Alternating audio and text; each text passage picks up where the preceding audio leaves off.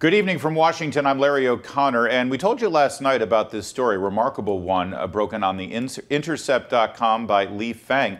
He's got documentation of the Department of Homeland Security working directly with social media companies like Facebook to delete, remove, censor, and even suspend American citizens for, well, speaking their mind, offering a contrary opinion about, well, anything in this country.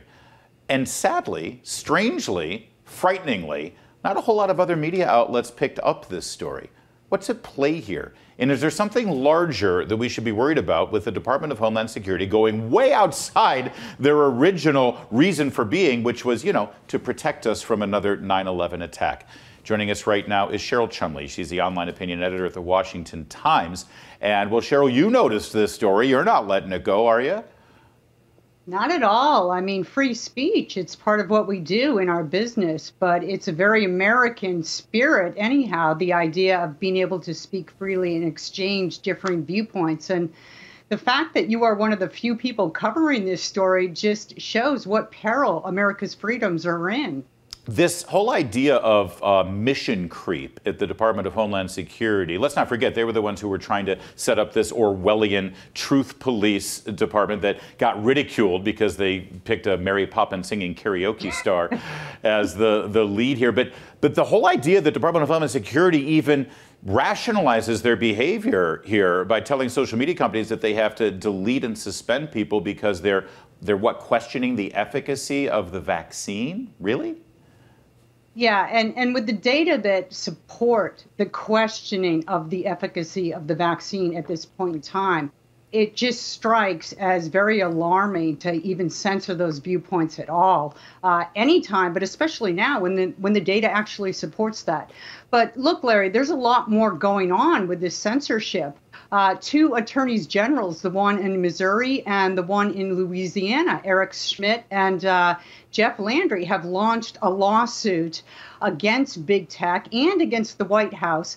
I think they have something like 67 defendants named right now, including Jen Psaki, Anthony Fauci, and other White House officials, alleging that there was collusion between the White House and Twitter, Facebook, and other big tech companies in order to stifle dissenting viewpoints, especially the coronavirus-related ones. Yeah. But then you start connecting the dots here. I mean, we learned thanks to Joe Rogan. I like Joe Rogan, but he's hardly an investigative reporter.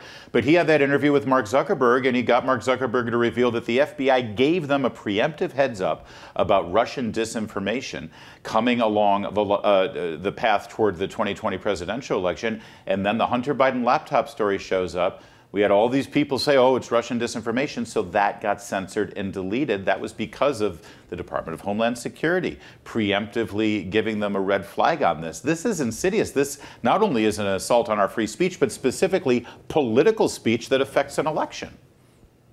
And it's funny because this is the real collusion here, right? For 3+ years, we heard about Donald Trump's so-called collusion with Russia, and Democrats couldn't get that word out of their mouth. They started accusing Trump's administration of colluding with everybody and anybody, right. And yet there was no collusion. And the real collusion, of course, is the Democrats. And this is yet another example of Democrats accusing of what they themselves are guilty. Well, it's the real collusion. It's also the real election tampering, which we often hear about too. But this is legitimately election tampering coming from within the federal government.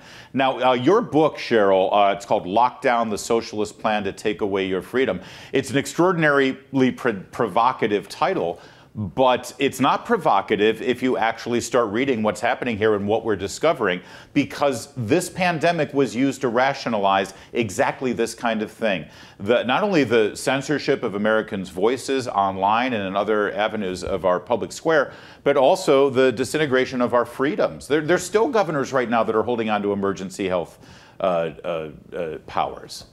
Yeah, it's crazy. And Joe Biden himself just expanded those so-called emergency pandemic related health orders and so forth. But look, I was a victim myself of coronavirus tied censorship from big tech. I had a very large following on LinkedIn where I used to post my commentaries from the Washington Times. And there were a couple of commentaries that ticked off the censors there, where I talked about the dangers of contact tracing coming on the heels of the coronavirus, where the government was going to use your smartphones to track where you were in real time in order to alert people of your possible health dangers to others. And the LinkedIn powers who be did not like that, and they booted me. To this day, I'm still not allowed on LinkedIn. LinkedIn, of all places, for crying out loud. Yeah. So, Cheryl, yesterday I did a monologue about this yesterday on the program. And if anyone missed it, they can get it at salemnewschannel.com. But I apologized. I apologized because back after 9/11, with the creation of Department of Homeland Security, there were clarion voices who were warning at that time. This Patriot Act thing, don't let it happen, because eventually the government will use it for political purposes against people domestically. The creation of Department of Homeland Security and all the consolidation of that power, this will be used against Americans. And I laughed at it. I thought it was conspiracy theory stuff. It's happening. It has happened. So how can we rectify this? What kind of courage will it take for a new Congress and a new president to say, yeah, this is out of hand? You have to always put liberty first. And look, the same thing happened under the coronavirus. Well-meaning American citizens wanted to go along with what the government bureaucrats and medical experts told us to do, because they didn't want to believe that there was any sort of nefarious type of agenda going on. And look where we're at now. No matter what the issue is, we always have to put individual liberties first and not allow fears and hysteria to drive out critical thinking. Well, that is it. I mean, if you look at it, whether it's the September 11th attacks or it's the COVID-19 pandemic, it's all based on fear. It's all based on the concern that the next airplane that's used as a weapon could be an airplane you or your child is on, or the next building that it gets plowed into is the building that your husband works in. And the next person standing next to you in line in a grocery store could be giving you a virus that will kill you. Therefore, please protect me. I'm afraid. And that's where it erodes. And it erodes very rapidly, doesn't it, Cheryl? It does. And with the coronavirus, look, if you're afraid, you can always have the choice to stay home.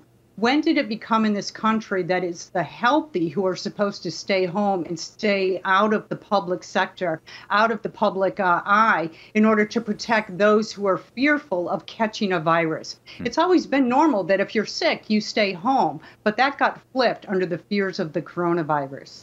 And, as we are on the verge of this midterm election, and most of the Republicans who would be in the majority in the House and Senate have said, yeah, we're going to have quite a few hearings about what happened during COVID-19, about the origins and about the decision-making process. We now see the intelligentsia in this town saying, hey, it's time to forgive.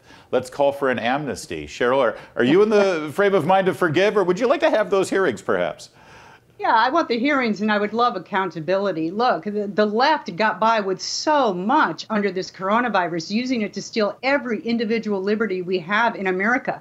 Remember out in California with Gavin Newsom telling churchgoers you can't sing in church because you might spit on somebody and infect them with something.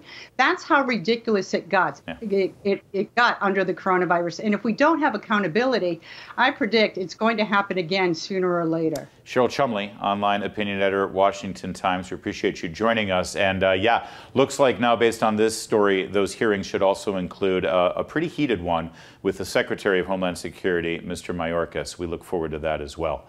Keep it here. There's much more to come on O'Connor Tonight.